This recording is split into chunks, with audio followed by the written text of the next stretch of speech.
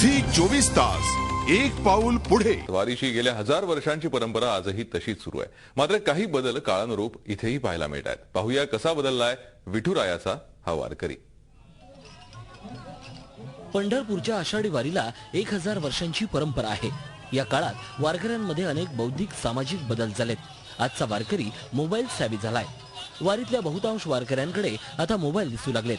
त्यामुळेच की काय पालखी तळावर आता मोबाईल चार्ज करून देणाऱ्या विक्रेत्यांची दुकानंही दिसू लागली आहेत। जिथं जिथं पालखीचा मुक्काम जातो तिथं तिथं ही मोबाईल चार्जिंगची दुकाने फिरतायत।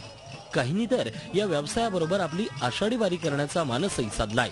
वारकऱ्याला वारीला यायचं आणि मोबाईलच्या चार्जिंगचा हिशोब असा लागला की आम्ही दोघं तिघं असल्यामुळं लोक सेवा करावं, आपले मोबाईल चार्जिंग व्हावं, लोक सेवा बी आपली यात्रा बी व्हावा अशा हिशोबानं।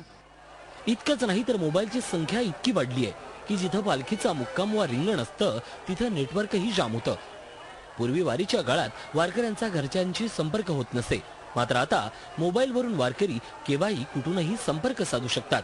शिवाय वारीत कुणाशी चुकामुक झाली तर मोबाईल आहेच मदतीला। वारीमध्ये घरच्याशी संबंध साधण्यासाठी याचा मोबाईलचा फार फार उपयोग होतो। पण एकच खंत आहे, चार्जिंगला 10 रुपये द्यावे लागतात। त्यामुळे साधाबोळा वारकरी येत्या काळात हायटेक जरी झाला तरी त्यात नवल वाटायला नको। ज्या ठिकाणी पालख्यांचा मुक्काम असतो किंवा ज्या ठिकाणी पालख्यांचं रिंगण असतं त्या ठिकाणचं मोबाईल नेटवर्क जाम होतं। यावरूनच वारकरी किती मोबाईलचा वापर करतात हे स्पष्ट होत आहे। व्हिडिओ जर्नलिस्ट मंगेश भिसेसह रमेश जोशी, वेळापूर। झी 24 तास एक पाऊल पुढे।